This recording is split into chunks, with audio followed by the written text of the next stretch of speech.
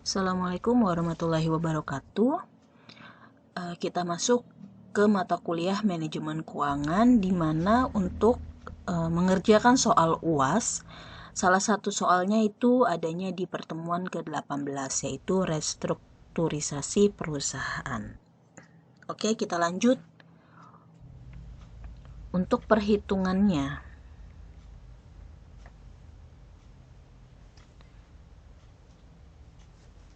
oke, di sini ada contoh soal.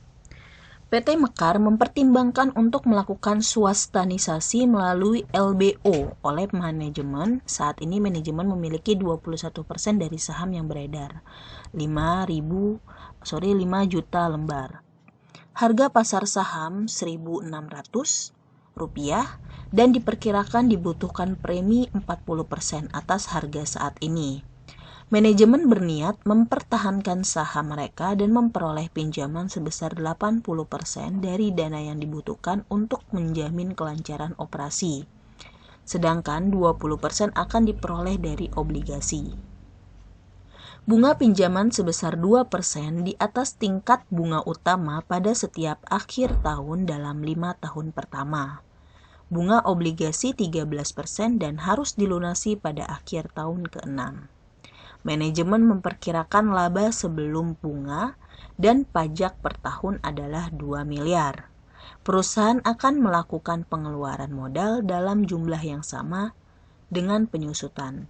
Jika tingkat bunga utama rata-rata selama 5 tahun sebesar 10%, apakah LBO mungkin dilakukan? Oke, kita masuk ke penyelesaiannya. Nah, di sini kita tulis saham yang dimiliki perusahaan. Kita lihat berapa persen? 21%. Saham yang dimiliki oleh perusahaan 21% dikali berapa yang beredar? 5 juta per lembar. Oke, 5 juta per lembar. Maka 21% dikali 5 juta itu hasilnya 1.050.000. Lanjut, saham yang dimiliki pihak luar. Berapa persen? Oke, jadi untuk saham kita dari mana 70%? Dari total 100%. Nah, saham perusahaan itu berapa? 21%. Maka saham luar itu adalah 79%. Oke. Kita dapat 79%.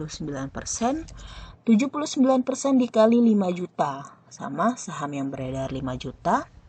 Hasilnya 3.950.000. Oke, lanjut. Harga yang ditawarkan itu 1.600, harga pasar saham 1.600 dikali 1,4. Nah, ini dari mana nih 1,4? Pasti kalian bingung 1,4. Oke, kita baca selanjutnya. Dan diperkirakan dibutuhkan premi 40% atas harga saat ini. Oke, berarti kan yang sudah ada itu saham perusahaan dan saham luar, sehingga totalnya 100%. Ditambah premi. Berapa premi yang tadi? 40%. Maka ditambah 140%. 140% berarti berapa? 140 per 100. Berapa? 1,4. Nah, maka dari itu ini 1,4. 1.600 itu harga pasar saham dikali 1,4, sehingga ada 2.240 per lembar. 2.240 per lembar. Oke, lanjut ke nilai buyout. Nah, nilai buyoutnya berapa? Kita lihat saham yang dimiliki pihak luar berapa? 3.950.000 dikali yang sudah kita ketahui nih harga yang ditawarkan, karena kan sudah masuk premi juga 40%. Berapa? 2.240 dikalikan sehingga hasilnya 8.848.000.000. Kemudian kita lanjut, pinjaman yang dipertahankan. Berapa? Kita baca di sini.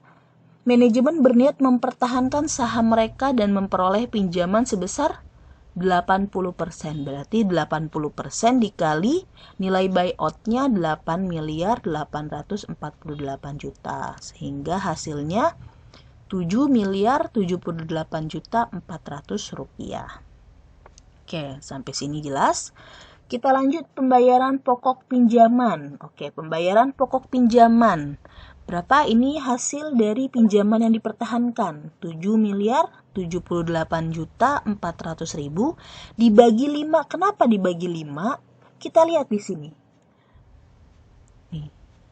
Sedangkan di atas tingkat bunga utama pada setiap akhir tahun dalam 5 tahun pertama, maka dibagi 5. Kalau misalkan di sini setiap akhir tahun dalam 4 tahun pertama, berarti jangan dibagi 5, melainkan dibagi 4, betul. Nah, karena di soalnya 5 tahun pertama, maka kita bagi 5, itu hasilnya 1 miliar 415.680 rupiah. Lanjut, pinjaman obligasi 20%. Kita lihat di soalnya pinjaman obligasi. Nah, sedangkan 20% akan diperoleh dari obligasi, berarti 20%-nya dari pinjaman obligasi dikali 8 miliar 848 itu dari pinjaman yang dipertahankan, dari nilai buyout-nya. Sehingga totalnya itu 1 miliar 769.600 rupiah. Nah, sudah selesai, kita lanjut ke modal untuk membayar hutang. Nah, bunga utama itu ditambah. Nah, coba kita lihat bunga hutangnya berapa di sini. Di soal bunga hutangnya 10% bunga hutang. Kemudian bunga utama di sini, bunga pinjamannya berapa? 2%, maka ditambah menghasilkan 12%. Jadi, ini nilainya dari mana? Kita lihat pinjaman yang dipertahankan berapa? 7 miliar. 7 miliar 78 juta 400 rupiah dikali 12%. Hasilnya 849.408 rupiah. Lanjut, pokok pinjaman. Berapa pokok pinjamannya? Dari mana hasilnya ini? Oke, betul di sini ya. Pembayaran pokok pinjaman dari sini. Hasilnya 1.415.680 kita taruh di sini. Lanjut kita hitung bunga obligasinya. Kita lihat di soal berapa bunganya? 13%. 13% dikali 1.769.600 rupiah. Ini nilainya dari mana?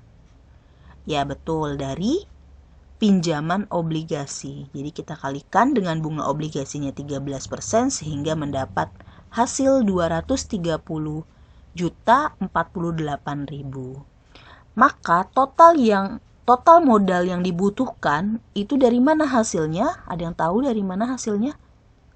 Ya betul. Jadi 849.408 ditambah 1.415.680 rupiah ditambah 230.048.000 sehingga total modal yang dibutuhkan adalah 2.495.136.000. Nah, maka dalam 5 tahun pertama dengan laba yang diperoleh sebesar 2 miliar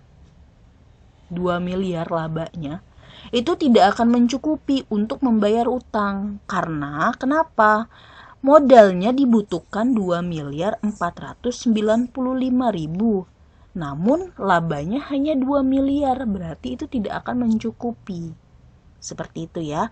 Kalau misalkan laba yang diperolehnya di sini 4 miliar, namun total modal yang dibutuhkan 2.495.000, maka itu akan tercukupi untuk membayar utang. Sekian penjelasan untuk soal LBO-nya. Terima kasih. Assalamualaikum warahmatullahi wabarakatuh.